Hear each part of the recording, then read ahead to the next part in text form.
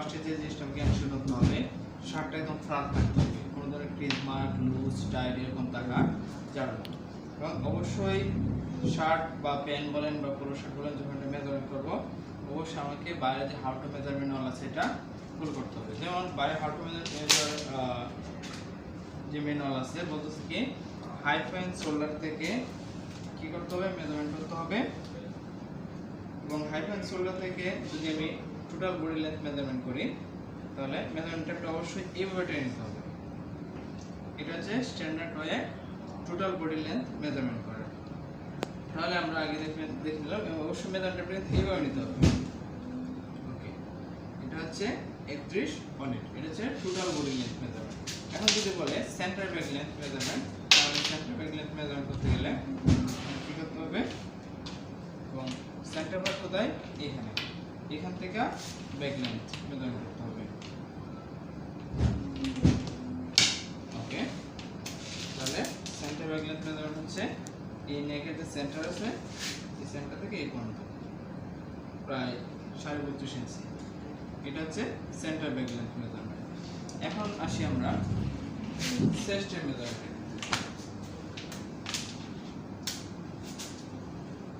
তাহলে chest area কোনটা, chest area হচ্ছে এই এরিয়াটা হচ্ছে চেস্ট এরিয়া। তাহলে চেস্ট এরিয়া মেজারমেন্ট হবে এইখান থেকে এই আর্মহোলের পয়েন্ট থেকে এই আর্মহোল, এটা হচ্ছে চেস্ট এরিয়া, কিন্তু ডাবল এ মেজারমেন্ট। যেমন এখানে আছে কত, যে 23 তাহলে এটা ডাবল করতে হবে।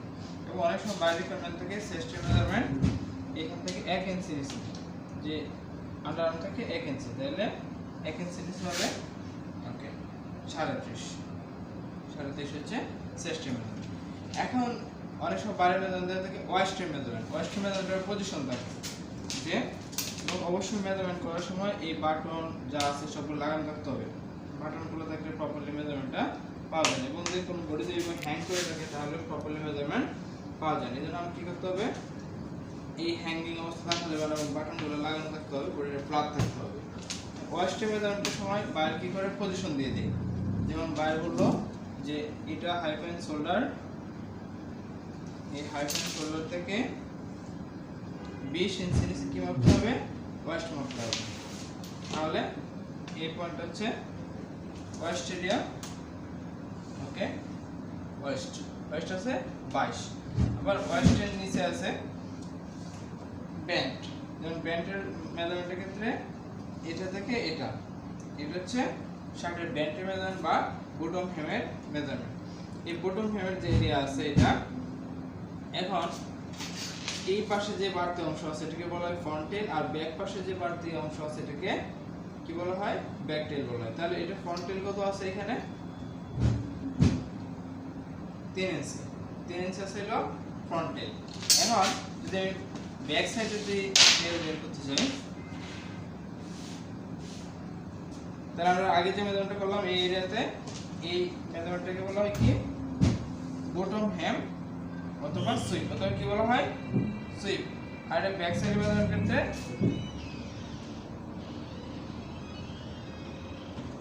3, এখানে আছে হচ্ছে 5 ইঞ্চি। তাহলে এটা হচ্ছে আমি ফার্স্টে দেখলাম বটম হেম বা এটাকে সুইপ বলা হয়। এই বটম হেম সুইপের নিচে যে অংশটা হচ্ছে ব্যাক সাইড টেল, আর ফ্রন্ট সাইড হচ্ছে ফ্রন্ট সাইড টেল। এখন আমরা দেখি যে এখানে আরেকটা মেজারমেন্ট আছে, কি আছে, এটা ব্যাক ইয়ক।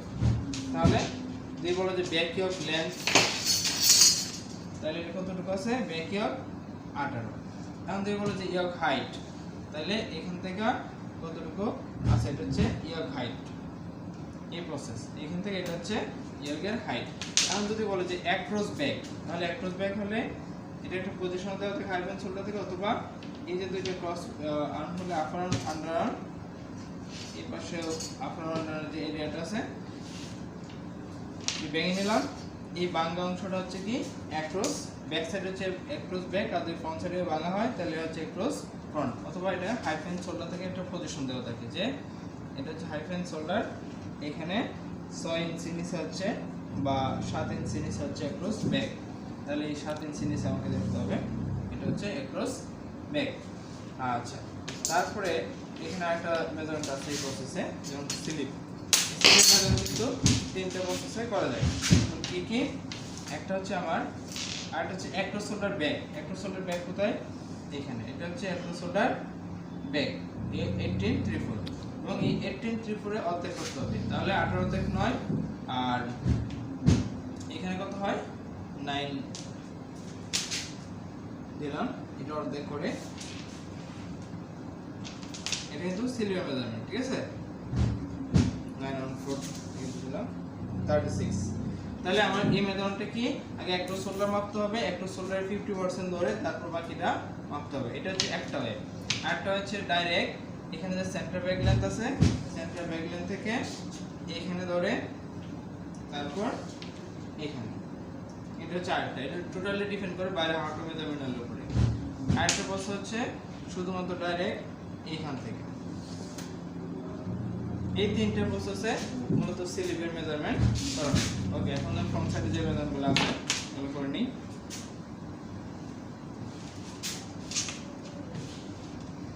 আরেকটা আছে আর্মহোল। আর্মহোলের মেজারমেন্টের দুইটা সিস্টেম আছে, একটা হচ্ছে কার্ভ, আরেকটা হচ্ছে স্ট্রেট। স্ট্রেট আর্মহোলের মেজারমেন্টের ক্ষেত্রে হচ্ছে একদম এই পয়েন্ট থেকে এই পয়েন্ট, এটা হচ্ছে স্ট্রেট আর্মহোল মেজারমেন্ট। আরেকটা হচ্ছে কার্ভ। কার্ভটা হচ্ছে একদম এইভাবে পয়েন্ট টু পয়েন্ট ঘুরিয়ে মেজারমেন্টটা করতে হয়।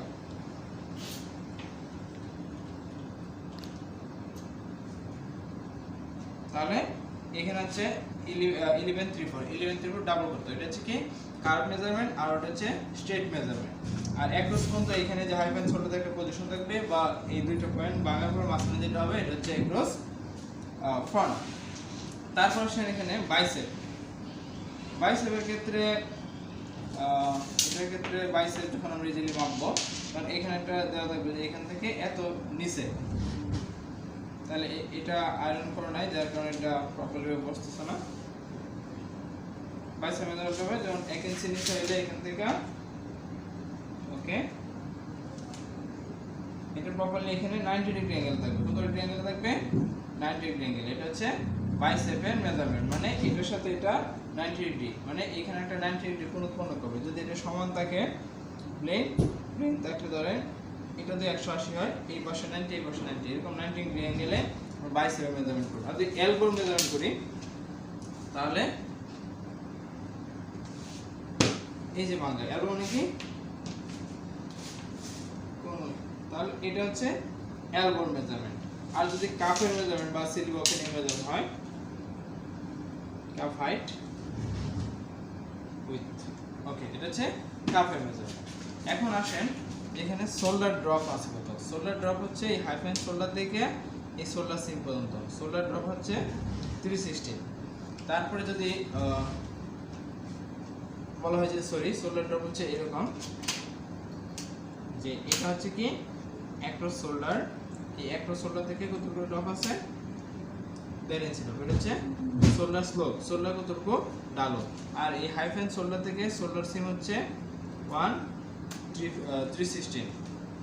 এখন যদি আসেন আপনারা এখানে শোল্ডার নেক ড্রপ হচ্ছে, এটা হচ্ছে হাইফেন শোল্ডার, এই হাইফেন শোল্ডার থেকে নেক কতটুকু নিচে আছে, বা এটার মেজারমেন্টের সিস্টেম হচ্ছে এইভাবে।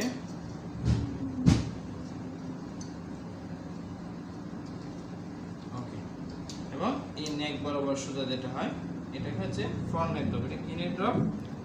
ফ্রন্ট নেক ড্রপ 334। এটা হচ্ছে ফ্রন্ট নেক ড্রপ মেজারমেন্ট। এখন যদি আমরা ব্যাক নেক ড্রপ মেজারমেন্ট আপনাদেরকে দেখাই,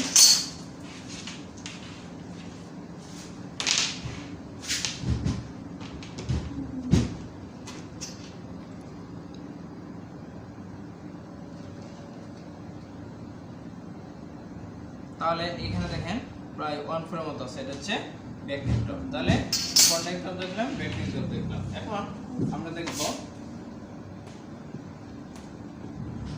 যদি বলি যে এখানে নেক ওপেনিং কত আছে, তাহলে নেক ওপেনিং এর মেজারমেন্ট করতে গেলে আপনাকে অবশ্যই বাটনগুলো খুলতে হবে। বাটন খোলার পরে যদি এটা বাটন থেকে বাটন হোল থাকে, তাহলে বাটন থেকে বাটন হোল, আর যদি দুইটাই বাটন থাকে তাহলে এই বাটন থেকে ওই বাটন পর্যন্ত।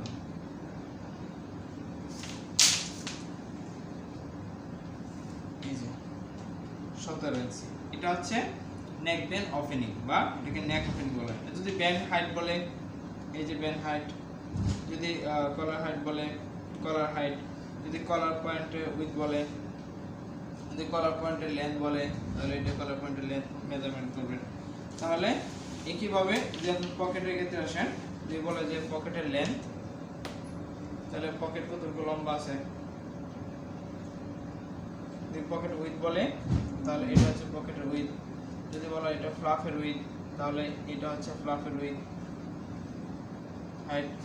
তাহলে আশা করি এখানে আপনাকে প্রত্যেকটা প্রসেসে মেজারমেন্ট দেওয়া আছে। এই প্রসেসে আপনি কি করবেন, একটা শার্টের প্রপারলি মেজারমেন্ট করবেন এবং অবশ্যই শার্টের মেজারমেন্ট করার সময় আপনাকে বাটন লাগানো থাকতে হবে এবং বডিটা মাস্ট বি ফ্ল্যাট থাকতে হবে এবং বডিটা হ্যাঙ্গিং অবস্থায় থাকা যাবে না। বডি যদি ঝুলে থাকে তাহলে আপনি প্রপারলি মেজারমেন্টটা করতে পারবেন না।